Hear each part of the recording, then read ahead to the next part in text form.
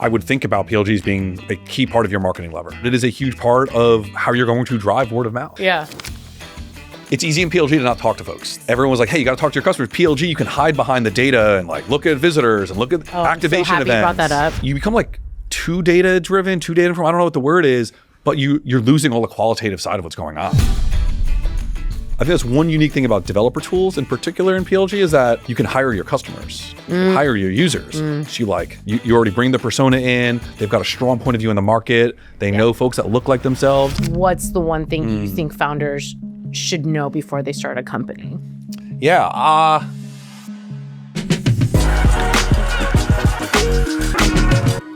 So thrilled to have you with us today, David. Cool. I've heard so much about your work over the years at DigitalOcean, obviously now as VP of Self-Service at Grafana. And Grafana, like, just what an epic story, Yeah, it's awesome. right? I mean, these numbers are insane. 20 million users around the world, leading the observability space over the last decade. And I think there's just a really proud roots in open source and community, like, really comes through, right? Over 5,000 customers, 250 million in ARR. So really pumped to have you with us at the drafting table and hearing all the real talk and the lessons and hopefully some of the high highs, the low lows, and everything in between. yeah, thanks for having me. I know we were just saying before, it's great to actually meet you in person. I know. Over time, just never having done this in person. I know. And that's the beauty of in-person Totally. pod recording. You have to be in the studio with me. I love it. Awesome. So I usually kick off every episode and I ask, like, what's the one thing you think founders should know before they start a company? Yeah, I think as it relates to, we're gonna talk a lot about PLG. Yeah. I mean, like, nowadays it's kind of understood, like, your product is, they kind of have to make it available. I think it's actually very hard nowadays. There's a few things that security products and some other things people won't do PLG, but I think that's kind of understood nowadays. Yeah.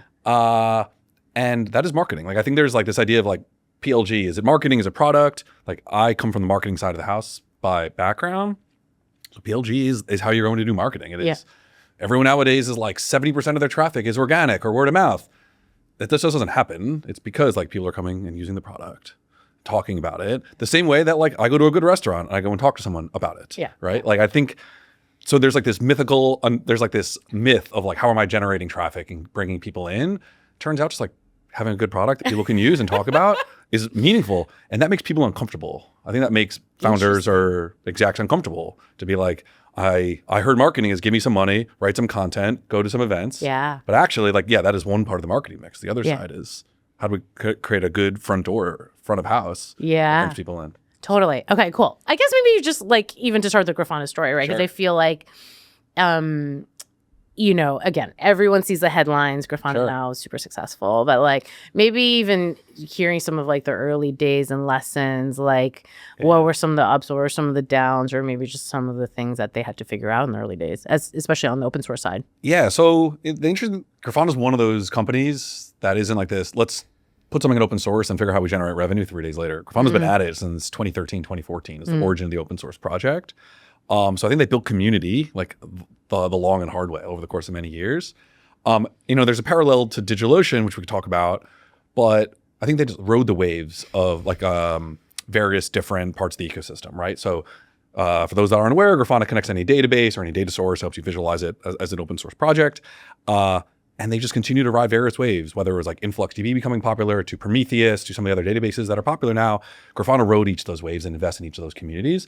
And that sort of brought us to 2019, 2020 as the company really invested very heavily in not just Grafana as a visualization product, but as a full observability stack, done all on open standards. Yeah. And that's when the commercial part of the business really took off. And we really started talking about how are we taking some of this community, the open source adoption, and driving it into a more commercial motion. Yeah. So it took about it sounds like 5-ish years, right? It wasn't just like this overnight. Absolutely. And then from there, it was, obviously we were starting, coming to the late 20 teens. How do you describe that? Anyway, we were obviously playing with a lot of wind at our back as we already had all this adoption, all the people who cared about the product. Yeah. We were already, front and center in some of the waves in Kubernetes and Prometheus that made it, the sales and go-to-market as we introduced PLG, it made all that a bit easier for us, right? We could put our foot on the pedal fairly quickly. Yeah. The last 5 years have been, just a wild roller coaster. Yeah. I mean, again, so much to break down there.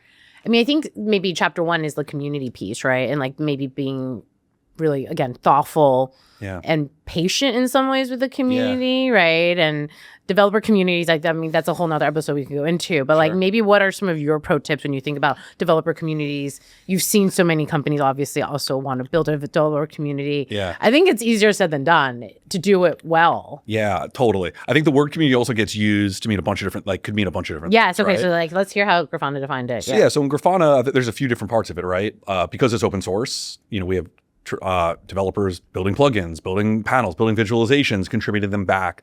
That is a key part of our community, is that there's actually people building on it, people talking about it, people in forums. We host major events every year. We've been doing this for 10 years. So, that's one approach. When we started DigitalOcean was more like we were a band. Right? Yeah. People just loved, and I'm not saying one is better than the other. It was just a bit different, right? Interesting. People loved the swag. They loved the value that we created for them. I mean, we had, I'd say DigitalOcean was often credited for writing the best tutorials on the internet, right? Right. At that time, I think that playbook has been commoditized over the course of time. Everyone now gets, you got to write great tutorials, great content. Yeah. We were very early in doing it. And so much of it was we just created this rock band atmosphere that I think people loved. Yeah. So I don't know if you call that community, you call that brand, whatever you want to call it. Right. That was another way we were able to solve it, right? So there's two different flavors I've sort of seen between these things. Community. And so when you went from DO to Grafana, did you feel like, hey, let's use some elements of this? Did you test part of that and say, okay, well, it's a slightly different, user, and so therefore it looks and feels a little different? Totally. The part I've wrestled with over the course of time, whether it's CMOs or VP marketing joining or anyone else, it's everyone just wants to bring their playbook in. Yeah, I know. And the really good people know how to adapt it, right? Yeah. Turns out they know why the play worked. That's the big thing, right? Yeah. Maybe a bit cliche. And the people that aren't great maybe miss the point. They just keep trying to run the same thing. Yeah. A few things that we ran. At DigitalOcean, one of our largest acquisition sources was our referral program. And it worked, just to call it out loud, because it was a B2C to B company. Right? Yes. We marketed to developers. They used us, paid for the product on nights and weekends. Yeah. And then they would eventually bring it into work, right? Whether that was right away or months or years later. Yeah. But it was actually that it was a consumer business that this referral program really worked. I'll give you $10, you use it, I'll get a $25 credit. Yeah. That was amazing. We tried doing something similar at one point at Grafana. We had a freemium product. We were generating still very large volume of developers signing up every month. Yep. We actually monetize on the B2B end, generally speaking. Yeah. And as much as we do have we are a single player product, and we could talk a little about that. It didn't hit home the same way it would hit at DigitalOcean, where there was true value. Developers were running their blog, their side project. It's a little different at Grafana. While we do have people monitoring the Nest thermostat at home, it just doesn't hit the same way. So we tried that play. It didn't quite work. Right. There's a few others in there as well. We can. Yeah. Okay, that's so helpful. And again, it just goes to show yes, it might be all to developers, but even within developers, I mean, so many different profiles, so many different use cases and how they're using it and where they're using it. That's right. The one thing that translated very well, and I think is an interesting and obvious, right? Some of these things are so cliche, but also it's worth saying. Yes, it's worth saying. It's worth saying. Is lived experience is around. The one thing that was beautiful about what DigitalOcean solved on the go-to-market side with tutorials was they didn't write about themselves. Right? We were how to install MySQL on Ubuntu, whatever. Yeah. And it wasn't about doing it on DigitalOcean. It was just doing it on a server somewhere. Right? It's offer value, where everybody else was actually kind of writing about how to do it on their own cloud provider. Yeah. So that was one thing that really worked. And what they really did well was we told you how to do it the long way. Right? We gave you all the right information to do it by hand, and we could solve a problem that the next time you needed to do it, we could give you a push button version of it. Right? I can give you a one-click image in order to do it. Right. How that applied to DigitalOcean. At Grafana, how that translated was, well, let's say someone wanted to monitor a Linux machine and use the Prometheus exporter or something along those lines. Cool. We can write you a really long list of instructions on how to install it, use it. We can give you a bunch of community dashboards to then click and install, and a bunch of alerts you can copy paste. Yeah. And we wrote very long tutorials on how to do those things. But then we'd say also, as a marketer, hey, actually, the next time you want to do this, you can just click a button. We give this to you out of the box with a few simple commands. Right. That play also works, right? I think there's something to be said about good marketing and developers is solve the problem by hand, let them solve it by hand, good docs as an example. But hopefully the product is the other end of that spectrum where we can just solve this for you the next time, and don't get too pushy about forcing them to do it your way right away. So anyway, those are two different. That's really helpful. And I think the pushy part is the fine line, right? I think that's the part that like requires a little bit of like, again, understanding your user and knowing when to push. Total. I think that this is like the hard part on marketing. I think is like, when you push too hard, like there's this idea in that, developers are hard to market to. I don't know if that's true. If it's just a certain type of marketing, right? And when can you be over the top? Like, are you putting a huge banner in front of them to not let them actually read the tutorial? Probably not in this world, right? Right. But yeah, that balance is tricky. That balance. Right? Balance everything. Yeah. Okay, cool. And then fast forward to your point, like in 2019, you're like, okay, let's go more commercial. And it sounds like that's also when you turn on the PLG, I guess. Totally. Right. So maybe can you talk about what that motion was like? Again, open source, and then like the PLG side of the house, like opening up. Yep. So yeah, Grafana Store is unique in that, because it was open source, I'd call it PLG, right? Like the product could be used, it's for free, it was our massive distribution. So in that regard, already I would say a PLG company in so many ways, but not necessarily from the commercial side, right? It was still a sales-led conversation. I think a lot of open source companies, when you give away a product for free and it could be used by millions, the lower end of the market or the mid-market might be harder to monetize. So we did very well in the early days on monetizing some of the biggest companies in the world in a more sales-led process. So that's number one. What started to change was the company built a full stack observability solution, right? We used to kind of just be the visualization end. We started dabbling in providing a database that was, a series of Prometheus endpoints. And we were around, as we raised our Series A, was full stack, right? How are we going to build like the modern version of this? And it was very clear to everyone, starting with our CEO, that we need to have a proper PLG motion, right? Like everyone has solved it. By the way, this was a solved problem at that point. Elastic had done a version of this. Mongo had done a version of this. Like all these prior open source companies had done a version of this, but it might have taken them years and a tremendous amount of pain. Yeah. And so we were able to kind of learn from the things that were maybe hard there. Yeah. So that was sort of the reason we were deciding to do it, was we were going to invest fully into our SaaS product. Yeah. And that was the impetus for us really to go after. Yeah. What do you think were some of the things that were hard that other companies like earlier generation had to do that you all were able to just like accelerate past a little? Oh yeah, good question. Well, one, we were able to get the billing right from the very beginning. Okay. Yeah. I'd say that's one thing. Some of the infrastructure around Yep, that. we already had like the usage-based billing like nailed right from the jump. So I think that made it a lot easier. Yeah. Some good decisions were made early on in that regard. So that was encouraging, where the other companies I don't think had that.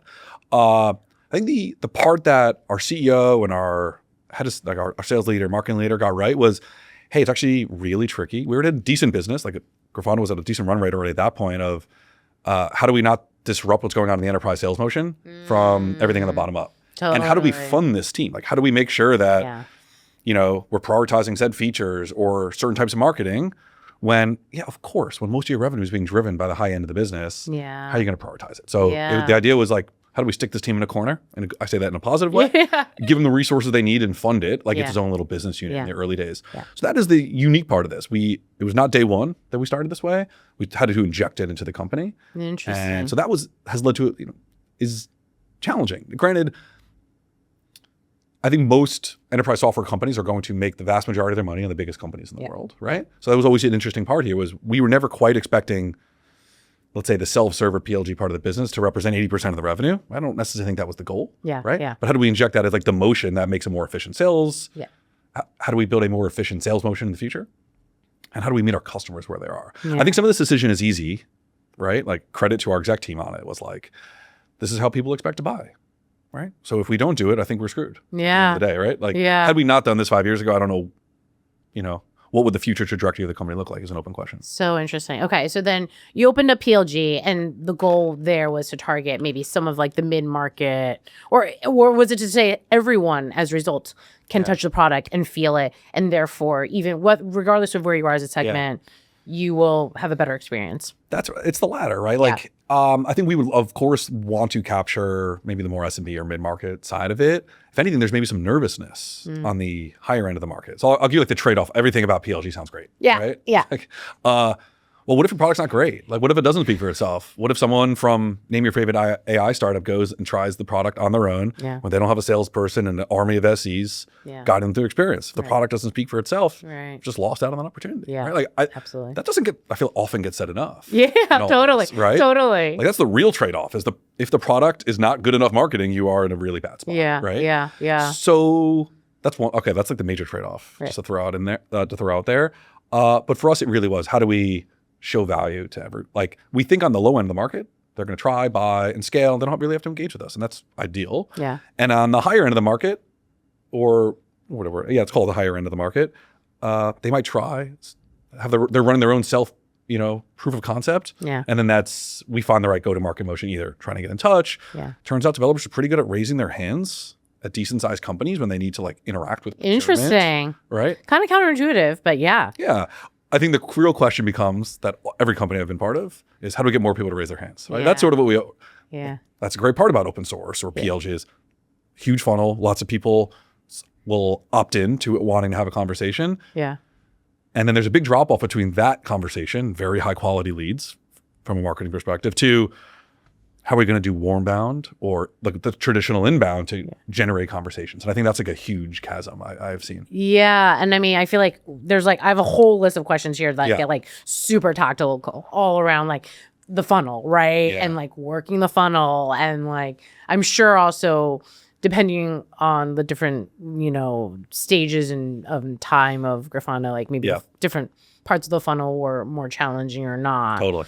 But maybe we can go into like maybe some of the tactical brass tactics here, which is, at a high level, PLG sounds great. Sure. Right. And especially, I mean, we haven't even talked about AI yet, right? Sure. That's like this whole other kind of part of the elephant in the room of the reality that we're all in, which is, and again, the fact that, we are kind of, have both been in the space for the last decade is that we've seen the pendulum actually on PLG a few times now. Sure. Right. I feel like PLG was relatively new, and then everyone got obviously really into it in kind of the ZERP era. Right. And then it kind of went back to like, hey, let's go back to sales led.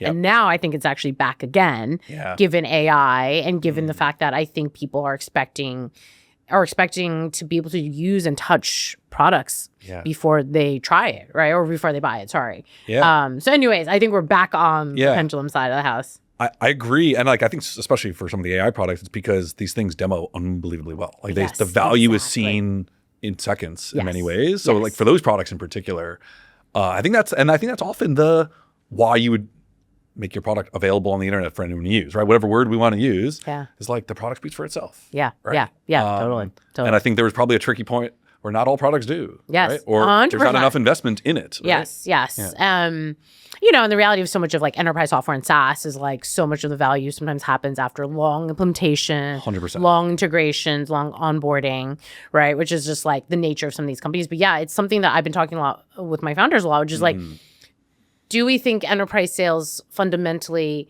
will change in this new world where I think there will always still have to be some sort of top-down kind of, sale at some point, whether you have to go through security and so forth. Yeah. But is the expectation that every user will want to be able to like touch and at least demo and try a product? Yeah. So I'm curious your thoughts on that. Yeah. So most of my background comes on the marketing side. And so I've been sitting on the side of the house, just like throwing leads over the fence, hoping sales engages, managing SEO, like just the classic stuff, right? Yeah. And then sitting this role in pure PLG and self-serve, I was like not anti-sales, but just like, we want to create the best experience that no human needs to be in the loop. Yeah. And over the last 24 months, we now sitting on my team is like a PLG sales team, a velocity sales team. Yeah. And boy, have I seen the light on what is different about what the value of having not just like a technical, we can talk about like, in developer tools, like do they want to talk to salespeople? Do they want to talk to like SEs? Well, that's like an interesting discussion as well. Yeah. But I've seen the light on the value in which customers are trying to, when things do not fully speak for themselves, right? Like Grafana thinks a good product, pretty good PLG product, generally speaking. But at scale, it's actually a very different challenge, right? Whether you either have lots of humans in the loop that you need to sell and different champions. Yeah. It is really hard to do that just via a product. So like building champions is a really important skill set. Right. And if you have a tremendous amount of data, scale, infrastructure, that's a very different type of problem versus like installing an agent on a single machine or two. So you just start to find the ability to like open up the aperture and add value in a discussion changes. And that doesn't mean you have to be a big enterprise, right? We see it on some of these, name your favorite AI tool, like we're dealing with them. And that sales process is very different. And I don't think it would work without a salesperson, or without humans in the loop to help, bridge the gap. Yeah, interesting. Okay, so you still feel like humans need to be in the loop in some way, shape, or form. Yeah, I think, well, for our product, right? Yeah. I think it might be different for others, Yeah. but I think especially the bigger the company gets, the more scale that is involved. I think there's actually unique value. Humans, whether it be a combination of technical folks or salespeople, can add to not just accruing revenue in the business. Obviously, that's what we're all trying to do. Yeah. But actually add value to the other side, right? Yeah, Like, yeah. I think that is still true. Well, I'm so happy to hear that, because that's just like the thing we preach every day at Workbench, which is like, go to market is still really important, right? And maybe the flavor and the color of go to market will be a little bit different depending on the category you're in, the users you're in, but like go to market is still really important. Actually, the big thing I think more than ever is if products these days actually look quite similar, right? And it's easier than ever to like spin up products, then what is your edge and what actually sets you apart? And I think there's a lot of things that you can kind of copy or mimic, but I think go to market is actually the part that is like very hard to like is truly defensible, right? Yeah, you said it much more concise than I could have. Let's start there. It's still working theory. I mean, that's what we believe, but like I'm very curious if like founders believe that, It's such a good call. There's I forget who to give credit to, but there was someone in early DevRel at Mongo years ago wrote, there's some blog post they talk about like shelf space. Yeah. And I remember like always thinking that was an amazing amazing metaphor for what you're trying to do in marketing, especially developer marketing, was like, you just got to be on shelf space. That's why you're at all these conferences, at every meetup. You just like want to be where developers that you care about are. If someone's shopping for cookies, I don't know, maybe that's the wrong one, but like, yeah, you got to be in the cookie aisle. You got to like, where are you on the shelf at a minimum? Yeah, right? shelf space. Okay, cool. And I think that might have mattered years ago. Yeah. Like, I think it's even more important now. Like, it's even more clear nowadays if there's more commoditization, so many more entrants there. Exactly. And then how do you stand out? And how do you stand out? Yeah. Now, PLG is one small one, right? It could be, depending on the industry or where you're at, could be a major edge, right? There are still a bunch of companies in observability, when I was at DigitalOcean, that like, still had to talk to someone to engage with, right? So like, we still think there's actually an edge in some places in our slice of the universe. But to me, like PLG is like, I don't know, I'm going to Costco with my kids and free samples, right? Like that's, I don't know, like I'm trying the product. By the way, if the product sucks, I'm not buying it. Right? That's obvious. So you're putting yourself out there. Yeah. And if it's actually very good, like I'm probably trying your pretzel versus somebody else's. Yeah, right? totally. Some of this isn't rocket science. Yeah, totally. Well, again, it sounds like you've worked with many founders and you've at least like seen lots of different companies at this point. I'm sure lots of people hit you up and say, David, could you help advise us on our PLG self-serve, strategy? Like what are the top, let's say even like 3 things that you're like, hey, these are the things that you might not realize until you're on the journey, right? Yeah. Obviously, the first one being a great product. Yeah, great product for sure. And just like underlining, like one of the first things we were discussing on this is, like I would think about PLGs being like a key part of your marketing lever, right? Like it is, I don't know if I would describe it as a channel because it's not what brings people in, but it is a huge part of how you're going to drive word of mouth, right? How you're going to drive people to refer folks, how you're going to have the community engage with you. So I think that's a key part on, PLG, self-serve, whatever it might be, is that this is like product is marketing, marketing is product, right? Yeah. And I think that opens up a question of like, how do you think about org structure? Like how do you think about growth teams and marketing and like how do these things all come together? So I don't know, there's maybe a thread there we can pull. Yeah. So that's number 1. I think that's like the big thing we'll always talk about. I think 2 comes back to like what the playbooks, right? How are you going to bring people in the front door? Like, are you writing content? Are you going to events? Like the thing is like the channels are the channels. Everyone knows about the channels nowadays. Yeah. Right? Like that's actually the part I find really hard when I talk to founders or my team. Yeah. It's like, like there's content, like everyone's naming the same things. Yes. Yeah. The magic is how do you do them right? Yeah. Like, let's talk about execution and like, do you know the domain? Yeah. The thing that I'll bring up a bunch of, especially when I'm talking to someone super early, there's always this question in marketing or PLG, like, am I hiring like a product marketing person? Am I hiring the DG? We're all having the same conversation. Everyone's having the same, and it's like, I think it's right. Yeah. And now, okay, like one person's point of view, like one point of view on it is, part I've found having sat in both those roles in the past, I joined DigitalOcean as like kind of first person in seat in product marketing, spent a bunch of time thinking about that. Spent a lot of time in DG and some, trying to figure out how to drive, signups and all the classic stuff.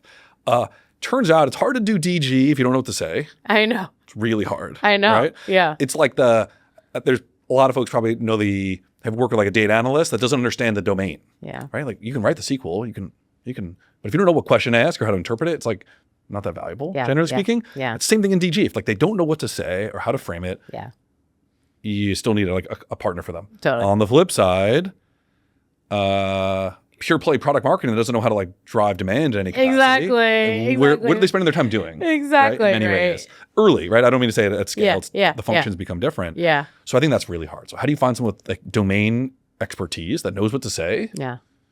And then can figure out like how to press the buttons and get in the channels. I don't mean to minimize that point, but especially early, like I think that's a super critical and tough hire is like it's so they hard. know. Well, then what's hard part is like trying to find someone who can do both, like truly the unicorn who can do both. And I think there are people out there, but it's not easy, right? It's not easy. And like, I think the question becomes who are the folks that you can like contract or borrow and advise, like to help do some of those things? Yes, I think exactly. Yeah. Part of me would say there's things in DG land that look like that.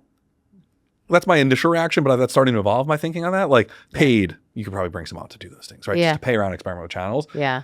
There's a lot of, especially like spent the last 10 years in dev tools, you can hire like these, technical writers now. That's now like a small cottage industry of technical writers. Yeah. Yeah. And even that, you're sort of paying whatever you get for it many times. Yeah. You're paying for what you get. So I don't know. That's really, it's really hard to find someone that help get your message or figure out who your audience is. Totally. So hard. Totally. Yeah. I also think in the early days, like what's so hard is like, as you know, seed companies, very limited resources, very limited budget. Yes. Right. And so, and you don't know what's going to work. I think that's a hard part. You're like, conferences, I think they could work. Yep. Content, I think it could work. Yep. Starting a podcast, I think it could work. Right. And so you almost want to try all these things, but then you don't do any of them particularly well. Yeah. Right. And so like, I'm even curious for you all, like I imagine over the years, there are channels that have worked really well. And maybe then you realize, okay, maybe like as we've evolved and we've matured, maybe other channels have worked better. Like, I think it's hard because it's not like there's one channel that fits all, right? Totally. Something you hit on there is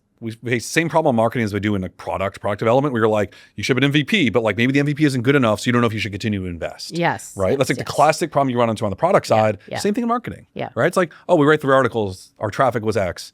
Like maybe they sucked. Yes, exactly. Right? You just don't know, right? Maybe they were These the wrong variables. topics. Exactly. So how do you figure out? Yes. And I part? think it's the hardest part. I mean, do you have any pro tips on that? Is it like you give a set amount of time, you say, hey, look, we're going to try this for 3 months, right? Because that's the hardest part of knowing is like, when do you pull the cord and say, okay, that didn't work? I have a bunch of thoughts on it. Yes. My pro tips are the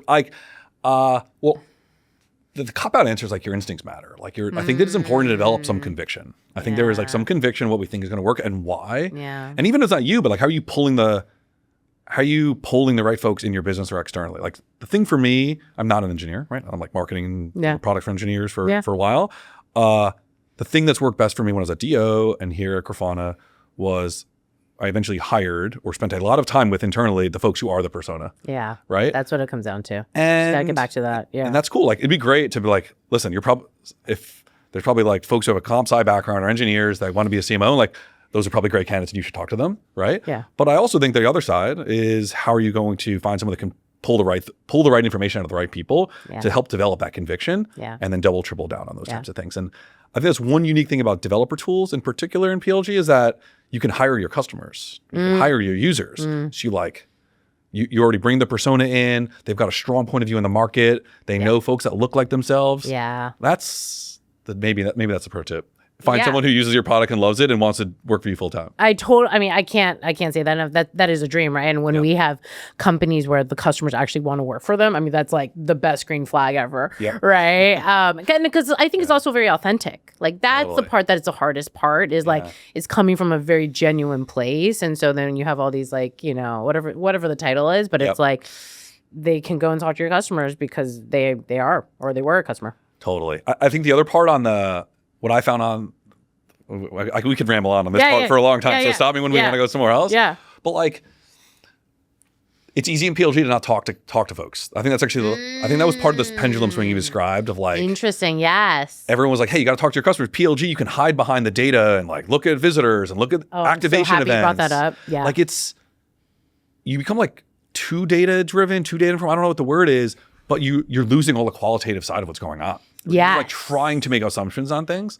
And then that's the beautiful part of like the swinging the pendulum back to enterprise sales and talking to customers, especially early, when you're still trying to maybe find product market fit or figure out where you're going to ICP invest and net. so- yeah. And so that's really important. Yeah. Right. And I think I've just continued to learn that lesson every so often where I'll just like I'll go in a rut where I'm maybe not engaging as much. Yeah. But it turns out like actually going and it's not even about talking to your customers, but like talking to developers, talking to folks in your space, being at a meetup, being at a conference, whatever it might be, having a customer conversation. When you could sit there as like a product marketer or someone writing copy on your website, on your like in email, but until you actually like engage with someone, it's like being a comedian. Like you can work on your copy all day long, but like until you like get up on stage and like get the vibe of the room, it's actually really hard to know if it works. We can A/B test headlines all day long on our website, and no idea if it resonates whatsoever. But I think you got to be Well, I mean, actually, the reason I'm like thinking back to literally 2021 was I think a lot of technical founders use PLG as a way of getting out of doing sales. Oh, interesting. Yeah. Right. Because to your point, they're like, I don't like sales. And therefore, if I build a great product, they will come. Classic. Right. Yeah. Classic. Yeah. Which again, I actually think in this Partially day and true. age, like very, very true. And if anything, you just need to do both really freaking well. Yep. Your product needs to be freaking great to stand out amidst a lot of other products that look and feel really great. Yeah. And then you've got to have a great sales go-to-market motion. Yep. Right. Yeah. It's throwing gas, right? Like I think some of this is you can build a great product. Yeah, a bunch of people will come. The question is how long. Like you got to keep filling up the tank at some point on that. One would imagine. Yeah. Right. Especially with like the crazy growth rates people are seeing nowadays. Yeah. So I think that's so much of this is gas or whatever. Pick your metaphor. And we're just continuing to throw on something that's working. Yeah. And that's the part that I really admire about Grafana because it sounds like, hey, you all knew, hey, even with an open source community, even with PLG, we still need top-down sales. Which I think a lot of people, companies I've talked to over the years have said, if I could go back and do it again, I would wish we actually invested in top-down sales earlier, right? Because that's just not the natural muscle, especially for a lot of developer tools. So, like, curious any like hot take or lesson there. It just sounds like you all were like, hey, we got to do top-down sales, and it's something got to do. It was already there, yeah, right? And we have our CRO, and so like the company knows what it's doing on that front for sure. I think the lesson I learned over the course of time, especially now being front and center and kind of owning a small sales team and all of it is PLG is actually really hard just to continue to build champions and other people who are going to stand up for your product inside some of these decent sized companies. Turns out people leave their jobs every 18 months. Oh, so my like gosh, your champion today is going to leave in a year from now. And then like someone else inherits this deal or this contract. And then what are they going to do next? And they might have worked with your greatest competitor. And so I have really seen the light on how valuable it is. Just that whatever word we want to call it, whether it's sales, ongoing education, customer success. Like I don't know what word we want to use for it. Yeah. But like continue to build champions and folks that are going to care about your product internally is one of the biggest unlocks I've seen over the course of the last 2 years in particular at Grafana the value of that. And that's really hard to do on a pure PLG basis. Yes. Right? I love that. Okay. Is there like any one playbook page that's worked really well for you? Is it that, hey, we make sure every time we go to a conference, we're hitting up so-and-so? I mean, like from a tactical perspective, like, because I totally agree with you. The champion part is actually still, I don't think there's a shortcut around that. I haven't figured it out. Right. I mean, maybe the products, again, it can be so, if you're one of these AI companies and everyone can experience the value, that's one thing. But I don't know, at least at the current stage in enterprise, typical enterprise software, I think that we're not there yet. It is hard. Yes, that is still continues to be an issue. For us, and we saw a version of this at DigitalOcean, very different product, very different space, different time, already a couple of years ago.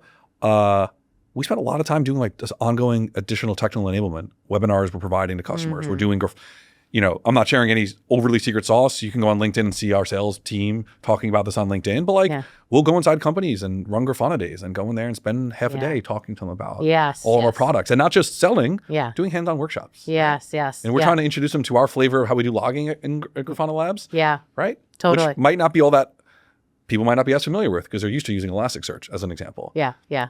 So when you actually have like the VP of Eng championing and bringing people into a room, have some lunch or have some coffee, and we're going to talk about, log QL and what is elegant about it.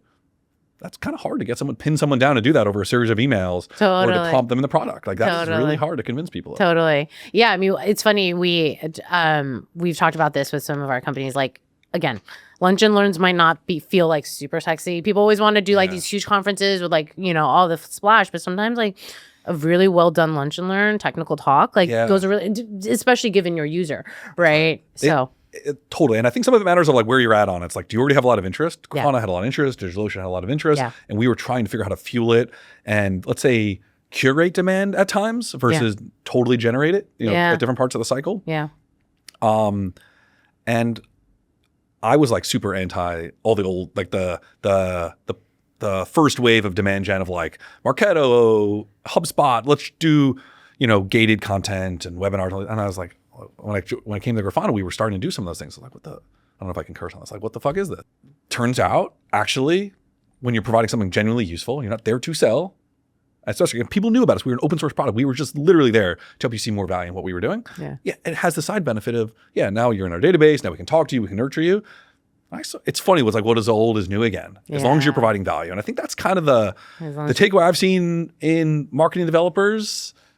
You kind of have to lead with value, like offer. Always. Right? Yeah. So the gate, I mean, going back to just like be nerd out on like the marketing stuff, like the gated content, I feel like now it's like swung the other way and it's like, don't gate anything, just like, the whole links and LinkedIn thing, like just write the whole post in the post and let people, get the value from the post. That's right. Right. Yeah. And I mean, I'm curious what you're seeing on this as well, but now like everyone I talk to that's fairly early, I mean, it's even true with Grafana, is like everything, 50% of our, like a massive percentage of our traffic, it's unknown how it came here, right? Like which of our content did it come from, right? Like, what is the word of mouth? Is it from some hacker news? Like, what is it? That's, I feel like, the topic du jour. I feel like in the conversations I'm having, it's like, how do I know what's working when, I don't know, now ChatGPT is referring 8% of my traffic. Like, how do I figure out what to do here? It's a different rabbit hole, but like, that becomes, I think, the interesting challenge on PLG is like, where the hell is this coming from? So how do I even have a sense of where to invest? Yes. I think that's the real tricky one. I mean, and again, going back into like just this whole funnel, because like, again, PLG at a high level sounds great, but there's a lot of things you have to do right, I think. To move a user from like beginning to end, right? Yeah, like a lot to talk about there. A lot to talk about there. So like, I guess like there's people, I see this where it's like you just, to a point earlier, it's like you don't actually always know either, like why someone drops off, right? Maybe it is the product is just like not good enough, but like maybe there's other things that you need to build into the process so that they truly move through the funnel, right? Activation, right? And everything around the user journey and personalization. So like maybe if you can talk through. Yeah, we're a bunch in there. I think there's a few bits, right? Like maybe it's like as it relates to personalization. It's like, who's coming through? Like, what are the segments of users that are coming through? In the circles I've run in dev tools, it is a feature that people are coming in as hobbyists, right? That is a feature of what we're trying to do. To be clear, we would love everyone to come in and be like, I'm ready to run you in production. Do this for like, of course, right? Yes. But I think some of the job we're trying to do in the marketing and growth side, right? Like somewhere in between those two things is just figure out who those people are. And how do we do everything we possibly can, throw as many humans at it if we need to. Within reason. On the folks that are here to do something real. In a B2B context. I think number one, that's like, and what examples of that might be? It's like, well, how are we going to offer calls? How are we going to get you in front of an SE right away? Like whatever it might be, we're going to spend more money, time, and effort going after that relatively small segment. But on the hobbyist side, it's not that we don't care about. Like actually, our goal, we're playing long-term greedy there. We were trying to bring as many developers in to see value and use us. First off, they probably don't want to talk to us, and that's like okay as well. But it actually works for everyone. They don't want to hear from us, and we're actually perfectly okay with to let them see value on their own until they're ready to engage with us. Cool. So there's like some sort of segmentation right there. It's like we want to make sure we spend as much time supporting those that are here to engage in like a meaningful way. And then there's a bunch and then that, I guess. In your data, hey, it's okay that we don't talk to them. Right? Okay. Well, there's a few ways of doing it. Like one, we can just like ask, right? That's one thing we've done. Or we can very quickly imply it from like, are they using a corporate email a day and a Gmail? Like it's just like an easy way at a minimum for us to say, who do we, not want to annoy, just to be frank, right? That's one way to do it. And then there's maybe what is that first, how do they engage with the product? Grafana's unique at a unique stage where we're a multi-product company. We're a multi-product company fairly early. So maybe depending on what you used first, that might show a stronger signal as an example, right? If you came and you were starting, you installed our agent on A Kubernetes cluster, even if it was in dev, well, we actually don't know where you're installing it, but we know you at least installed the collector. Yeah. Cool, very high signal. Yeah. Versus if you were coming in and, connecting some JSON to just create a dashboard, doesn't mean we don't value you, but it's just the amount of time and effort we might try and spend from a marketing perspective to try and connect with you might be a little different. We put you down a different nurture stream and so on and so forth. Okay, cool. And then, I'm so curious about nurture, right? Because even along nurture, there's like a lot of places where it could be kind of leaky. Totally. Right? And how do you make it not leaky? And how do you keep them, again, nurtured and or just not falling out? So it's a good one. We're like in the mix of working on, one of our key nurture streams right now on the PLG side. And we were like, one of the guys on my team, we were just having like a debate. I'm like, hey, what is the point of all this? And what do we expect? What's funny is like nurture could mean a bunch of things, but like oftentimes we all just mean like email, right? Yeah. So just to say that out loud, like some of it's email. Yeah. It still works, which is great. Does email still work? Okay, cool. Still works. There might be a bunch of other ways to play around with it right now. If you're, interesting things we see is we're engaging with customers in Slack. Like we actually have a joint Slack. Yeah. How do you find ways to like nurture very specifically there? Yeah. It's like non-trivial to figure out how to do that at scale. Yeah, totally. So there's something there. Yeah, interesting. Cool. So yeah, nurture matters, right? Yeah. And it matters for a bunch of reasons. Oftentimes it's like a brand thing. Like how do we just like not piss people off? Yeah. How do we just like not look stupid? Yeah. Right? In many ways, it's actually very easy to do email and nurture. Yeah. Which is the problem. It's actually very easy. Yeah, too easy. Too easy, and it's easy to look like you don't know what you're doing. Yeah. It's easy to just like have people unsubscribe and not pay attention to you. So I think it comes down to how do we say the next thing that might matter to you or actually shows value. Yeah. Do the art of nurture. Yeah. Right. And what we talked about earlier, balance. Balance. Yeah, that's right. Like so many of these things are just cop outs. Like they become like philosophical discussions more than anything. They are. So I don't think nurture's dead, especially if you're like you have an email address. Yeah. But it just plays out slightly differently. Yeah. Okay, cool. I could ramble. For what it's worth, most of my early days started, like my first role in marketing after spending time as like a growth PM was on like early days HubSpot Marketo, like DG, sending the emails all the time. So that was like my first. So like I'd say like the earliest center of gravity starts there. And it's still there now.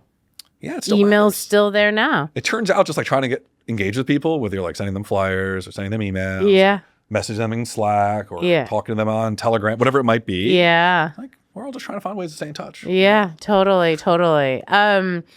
Anything else, again, on like the user journey that you're like, hey, this is what trips people up? Yeah, it's very context dependent for sure, right? That's like the cop out answer. I'm trying to find a more broad way to answer the question. Well, maybe one way to talk about it is like how do we even measure it? Is I think one. Well, I'm so glad you said that because then because you could have a bunch of people moving their user journey. You're like, I think this looks good, but I don't know. Like, is this good? Is this not good? Right? And like you can, I'm sure there's so much on metrics you and your team have kind of engineered over the years. Totally. So for sure, I'd say there's like two parts of it. There's like the quantitative side, like how do we know where people are dropping off? Right? Yeah. Like sometimes it's easy, sometimes it's hard. Depends on the product. Yeah. And we have spent a lot of time over both companies, especially at DigitalOcean, which was a pure PLG company, trying to get this right. Figure out what is that magic moment? What is the activation metric? Right? What is the, Facebook X friends in Y days? It turns out most companies don't have billions of users where like you actually don't need that like crazy level of data science to solve a lot of these problems. Interesting. Okay. Right? I think we've like often overcomplicate it. Yes.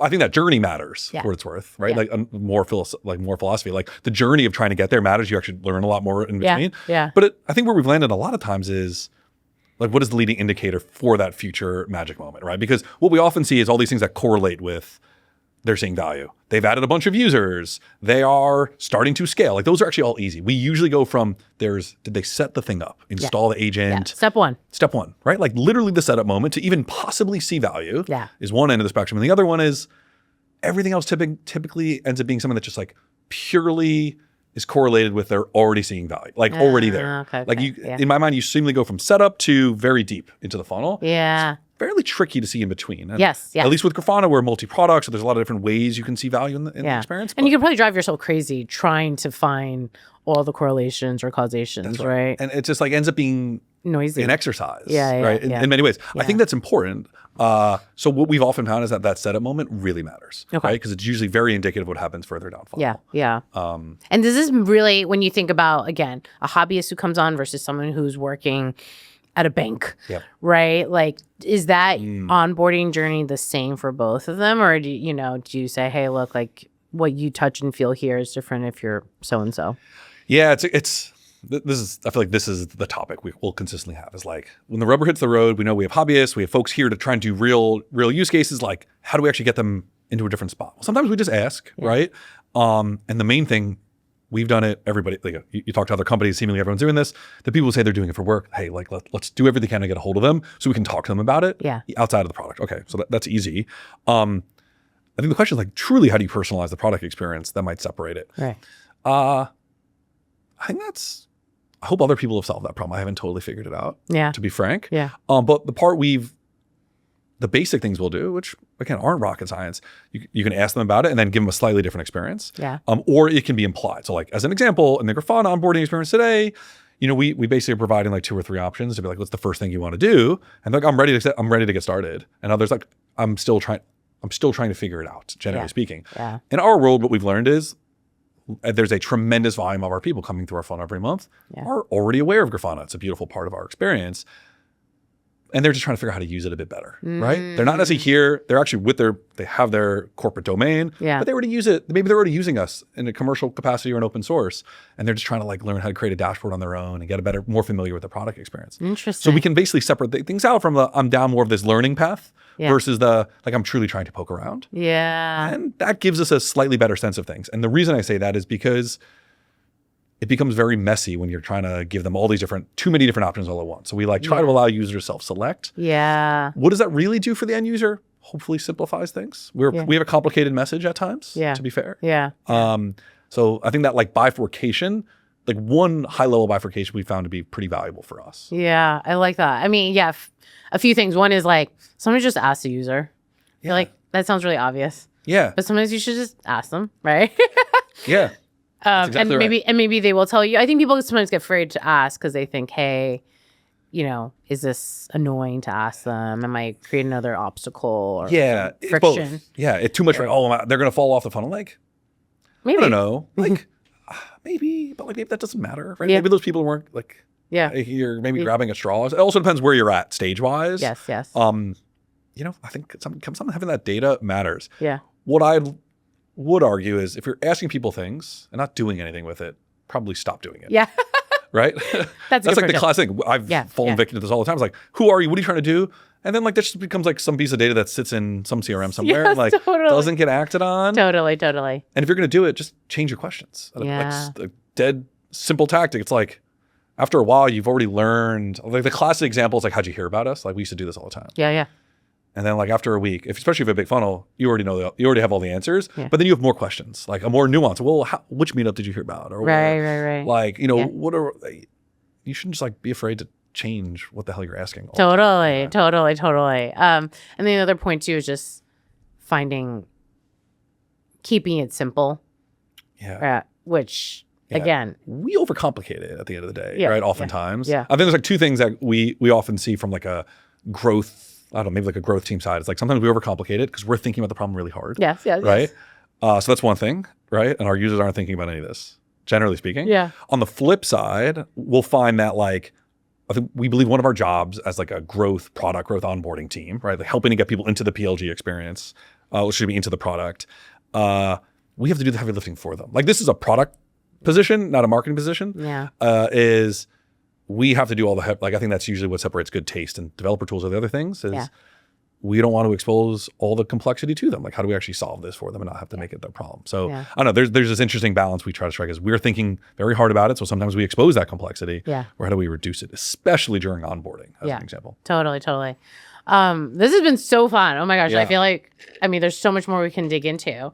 I guess are there any other hot takes or any other, threads to your point that you're like, hey, founders or pre-founders or other operators who are in this world should know this, that you're I talk about this all the time. This is people hit me up all the time. I'm repeating myself about this all the time. The part we were talking around demand gen and product marketing, I think is the big one. The part that just continues to stand out to me over time now is domain experience. It's not about actually having domain experience. It's, do you understand the market? Do you understand the user? Do you understand what the product's trying to solve? By the way, that might be easier in some market, when you're selling certain types of software, right? If you're selling sales software, marketing software, maybe it's a little different. The average person can maybe grok it. I think selling software developers, very technical audiences, things become very abstract very quickly. Yeah, right? yeah. People don't necessarily know the domain, the product, how to compare things. There's something there that I think is what separates good marketing versus bad. We all know when we're being marketed or sold to from someone that can't hold a conversation. That doesn't really get it. Yeah. And to me, the constant advice, which is balance at the end of the day, is like, yeah, you got to get out into the channels for sure. But boy, people really know if you know what you're like, they can take a guess if you know what you're talking about, whether it's on a headline, how you're talking about your product on your pricing page, or if you're a salesperson jumping on a call, like how long can you hold a conversation? Like that's sort of when we interview some salespeople on my team, it's like, how long can they hold a conversation before I know they know what they're talking about? Yeah. Right? Yeah. Is it a minute? Is it 5? Is it 10? Yeah. Like, I don't know how long is the right one, but it's got to be a little while. Yeah. And you feel it in marketing too, right? So I think there's like actually knowing the domain, the product, people feel, right? Totally. And I think that's the number one thing perhaps that we talk about so many companies, especially at seed stage, where there is just can be very saturated spaces, or you're just selling to developers who are getting hit up from many, many different product lines and many, many different companies. That's right. Is how do you break through the noise? And I think what you're saying is ultimately comes down to is like, you need to know what you're talking about. You need to know about. And developers need to believe that, right? I still think I really do think now is very challenging for what it's worth. Yeah. I think it's noisier than ever. Agreed. And so it sounds like all the different investments that Grafana has made, which is like, hey, we have an open source, we have a top down, we have a PLG, like all these things have helped in that. That's right. Right. Because otherwise, if you're only one channel or only kind of one stream, it's just limiting, right? Agreed. And like it probably, like most things, your early success or first wave of inbound traffic or people who will start from our channel. And then to your point, it's how do you just continue to layer them on? I think Grafana has been very successful, just continue to layer on, whether it was products, go-to-market motions, kind of like, I think that has gone very well, generally speaking. Whereas DigitalOcean was a slightly different business, which it was like, if you could grab 1% of the largest market in software, like you're going to have a lot of success. We sort of dominated in a few specific areas and that worked, right? Yeah. But slightly different playbook than we saw here. Yeah. I think the other part, just to kind of tack on to one of the bits you were getting into, the tricky part I find is like the technical founders, where they're like, I just need someone who can help position the product. I think the hard part is, that might be true. They want someone to come in and help solve it. Yeah. But often they are the one that has a unique insight into the market. Like that is the obvious point here. Yes. And so it's how do you find the right marketing partner in that early to help pull out those right bits? Yes. Right? Yes. And the marketer's domain experience, understanding things, it has to be enough. Right? Like going to ad agencies or something doesn't solve that problem. Definitely not. Definitely not. It does not. Or even ones that are like in the space. There's a cottage industry of technical branding and go-to-market things that I think are generally useful. Yeah. But I don't know. That is the tricky part I think early is like usually the founder is going to have a unique insight. Obviously, that's why y'all are funding them. So like how do you pull that out? I think it's hard if you don't have enough shared understanding. I couldn't agree more. And finding, again, that first marketing, truly unicorn, right? Because not only do they have to know PMM and DG, but then they have to work with the technical founder who may have very, strong insights likely. And then how do you bring that into the masses, into the world? And then also, by the way, break through all the noise. Totally. You're right. So easy. Yeah. Such a chill job, right? Totally. Well, this has been so fun. This is great. Who do you think we should interview next? Like who do you think is here in New York that is like super smart that you also swap a lot of notes with? My buddy Andy, who I used to work with at DigitalOcean. You may know Andy. Or anyway, but he's as good as like a growth person I've ever come across. Oh, nice. He's at Neon. Oh, nice. He's at DO. He's just a killer. And Neon, what an awesome outcome. Yeah. That's so cool. He's probably like one of the who knows his best, right? He's actually the classic, like comes from a computer science background, engineer by background, like gets it. Yeah. So he's one of the go-to people I call on trying to figure nice. The DO Mafia, so strong. Totally. Yeah. Are you friendly with like Sheck and Brooke over Advantage? I need to though. I don't know them. No. Okay. Cool. They were DO guys. Oh my gosh. Okay. Brooke was like an early engineer. Wow, that's amazing. Yeah, so they're good. That runs deep. That's over 10 years ago. Yeah. Right. I think Brooke was like the first PM, but he was one of the early engineers there.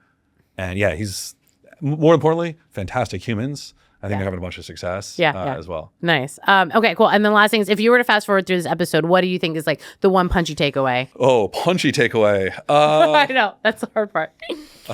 I don't know. I think I think it's like all about the art of it. Yeah. You know, it's funny because I agree. Just to be clear, it's funny saying that out loud. Maybe these words are coming out maybe for the first time of having the right words for it. It's for me saying it, but I want to hear No, but I think you nailed it. Yeah.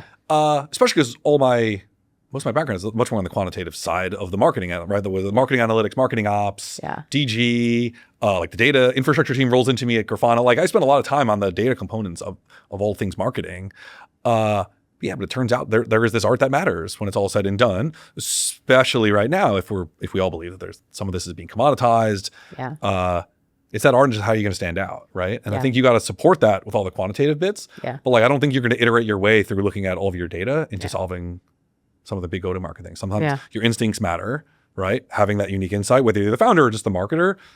It turns out like all the things I've seen work, like the big wins at Grafana DO, they were like hunches, early ideas, and then good marketers came in and just go-to-market people, I don't say marketers, growth people, whatever you want to use, just like threw tremendous amounts of gas on it, right? And that's like a different skill set too. And that is like, especially with seeds, like you just don't always have the data in the beginning. So you actually, a lot of these things have to be on hunches and instincts. Yeah. Right. And then of course you scale from there. But that's right. Yeah. It's how long do you go on the instincts without like gut checking, like, is this working or not? Yes, right? totally. Yeah. I will say, because I went down a deep LinkedIn deep dive of all your posts and like Grafana's posts, like the comment section and just like the love from the community. Like, I just think that it was like so special to see. Right. And like, I don't think you can manufacture that. Like, I agree. unless you have like, the secret. I think the secret is like we built great things, offered it for free or cheap or like for customers to see value in. So people love that, right? That was the same thing at DO in many ways. There was also this sense, especially at DigitalOcean, of like we were very, very reacted very quickly to when people had bad experiences, talked about us publicly, whatever it might be. Yeah. Like it was just like we cared about the customer experience, right? Like it turns out like who's the are you a dog person or an animal person? I mean, I love dogs. Dogs. Like, so we have a dog and there's this classic example of maybe it's Chewy, how they would like someone's animal would pass away and they would send you a thing. There's like this, by the way, I'm not sure if it's a myth or a true thing, but like the story gets passed around, which is the most amazing marketing possible. Yeah. And they like care about our customers. And I think like, what is the equivalent of, maybe that's a morbid metaphor. Exactly. But I mean, the care and the love is there. Right? I think like there are subtleties, whether it's the email you receive or the swag that is shipped or like how you respond on Twitter. Granted, some of this is more and more table stakes. People pay attention to what people are saying on socials. Yeah. But I don't know, sometimes you feel it, right? As an end user, and like how do you go developer or person by person by person? Like that stuff that feels like it doesn't scale. You got to start somewhere. Like that is some of the early ways. I love that. That is the takeaway. Just like do the things that don't scale. Yeah. Right. And it is a handwritten note. It is a box sometimes of something that is not just swag for the swag's sake, but like something thoughtful that actually matters to the user. And we're so obsessed now with online and LinkedIn posts and being thought leaders and yelling instead of just like, sometimes like listening, really listening. Yeah. That point can be applied to so many things. There's like two things that don't scale. Obviously, for sure, finding the right product market fit or building a 1,000 true fans, whatever it might be. But it also applies to like, I don't know, marketers, PLG people. Like what I've seen at Grafana in particular is this amazing culture. It's like very, very bottom up of we don't wait for like to have like these big, amazing solutions to automate everything. And like, we're like, how do we just like ship the thing? How do we do the work, right? Like do the thing that doesn't scale, like hopefully do 10 of those things, 20 of those things, whatever it might be, to find the thing that makes sense to figure out like what's actually investing in. Worth investing in from a go-to-market or a product perspective. Totally. Right? That's like, it's just do things that don't scale, and have the instincts or data to tell you like, cool, like now it's time to pour real gas on this. Yeah, totally. I love it. Thank you so much, David. Great. Thanks for having me. So fun. Awesome.